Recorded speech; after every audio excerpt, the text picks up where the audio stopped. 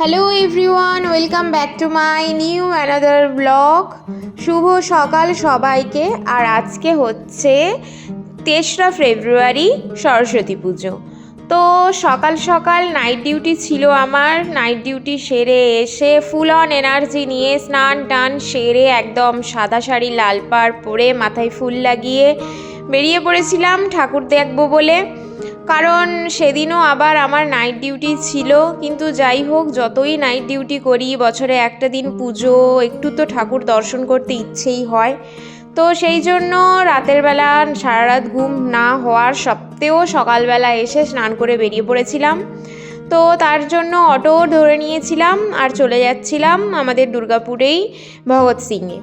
ওই যে ভগৎ সিংয়ে নেমেও পড়েছি। আর ওখানে দেখছি প্রচুর ভিড়, আর রাস্তায় ট্রাফিক জ্যামও এত পরিমাণে গাড়ি ঘোড়া ছিল সেদিন সরস্বতী পুজোর জন্য। তো যাই হোক, দাঁড়িয়ে আছি। আমরা ভগৎ সিংয়ে নেমে সেখান থেকে যাব চণ্ডীদাস মার্কেট। তো সেখান থেকে অটো নিয়ে এই চণ্ডীদাস মার্কেটে চলেও এসছিলাম। আর এই যে এখানে সরস্বতী পুজোর ক্লাবের ব্যানার লাগানো, আর এই যে গেট। তো রাত্রেবেলা এলে ভালো হতো, লাইট টাইট দেখা যেত, কিন্তু কি আর করব, রাতে তো নাইট ডিউটিতে যেতেই হবে। নাইট করে এসছি ঠাকুর দেখতে, আর এত আশা নিয়ে গিয়ে কি আর করব। তো দিনের বেলায় দেখে কমপ্লিট করলাম।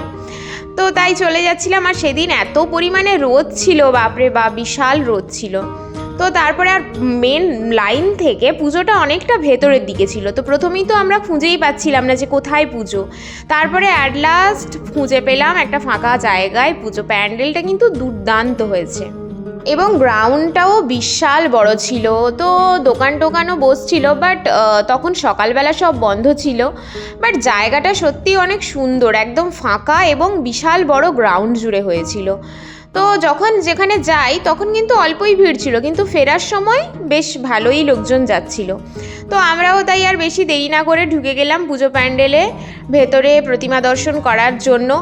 বাই দ্য ওয়ে, এবারে কিন্তু অঞ্জলি দিতে পারিনি সরস্বতী পুজোয়, কারণ ওই যে বললাম আমার 2-3 দিন ধরে টানা নাইট ডিউটি চলছে। তো তারপরে সকাল সকাল বেরিয়ে আর অঞ্জলি দিতে পারিনি। আর আজও যে এসছি এখন মিনিমাম 11টা, 11:30 বেজে গেছে।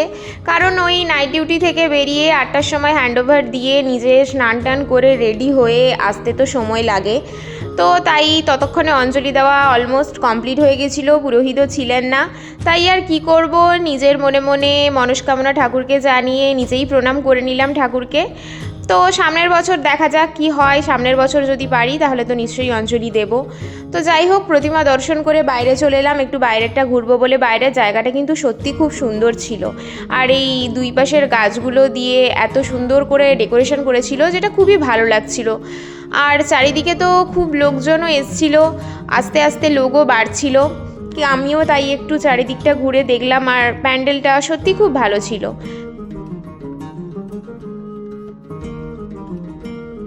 আমিও ঘুরে ঘুরে চারিদিকটা দেখছিলাম, কিছু কিছু শর্ট ক্লিপসও নিচ্ছিলাম শর্ট ভিডিও আপলোড করার জন্য। তো যাই হোক, ওভারঅল দিনটা মোটামুটি ভালোই যাচ্ছিল।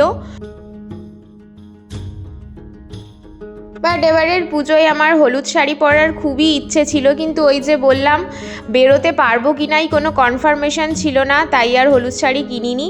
লাল শাড়িটা ছিল, লাল পাড় সাদা শাড়িটা ছিল, তাই ওটা পরেই বেরিয়ে গেলাম। আর প্যান্ডেলের ভেতরে বেশি লেট করিনি, অলরেডি 1টা মতন বেজে গেছিলো। আবার গিয়ে ঘুমোতে হবে, ঘুম থেকে উঠে আবার ফের নাইট ডিউটিতে যেতে হবে। তাই প্যান্ডেল থেকে বেরিয়ে চলে এসেছিলাম। আর এত গরম ছিল, তাই ভাবলাম একটু আইসক্রিম খাওয়াই যাক। তাই আইসক্রিমটা খাচ্ছিলাম, খেয়ে তারপরে আবার ওই ভগৎ সিংয়েই চলে এসেছিলাম। তো ওখানে দাঁড়াতে দাঁড়াতে খিদেও পাচ্ছিল, তাই ভাবলাম দুপুরের লাঞ্চটা একেবারে করেই রুমে যাব, গিয়ে একেবারে টানা ঘুম দেব। তো এখানে দাঁড়াতে দাঁড়াতে এই যে জাফরান রেস্টুরেন্টটা চোখে পড়লো। তো ভাবলাম যাই, গিয়ে খাওয়া দাওয়া কমপ্লিট করি। তো তারপরে একেবারে রুমে গিয়ে একদম রেস্ট নেওয়া যাবে। তো খাবার অর্ডার করে দিয়েছিলাম, খাবার আসতে একটু লেট হচ্ছিল, তাই বসে একটু ওয়েট করছিলাম, কি আর করব। তো অ্যাট লাস্ট খাবার এলো, আর খাবার দাবার খাওয়া কমপ্লিট করলাম। ডিউটি করে গেছি, কিছু খাইও নি, তো খুব খিদেও পেয়ে গেছিলো, তাই একেবারে লাঞ্চটাও কমপ্লিট করে নিলাম। তো আজকের সারা দিনটা মোটামুটি ভালোই কাটলো। এবারে যে ঠাকুর দেখতে পাবো সেই আশাটাই করিনি। তো আমার এই ব্লগটা কেমন লাগলো সবাই অবশ্যই কমেন্ট করে জানাবে। আজকের মতো বাই।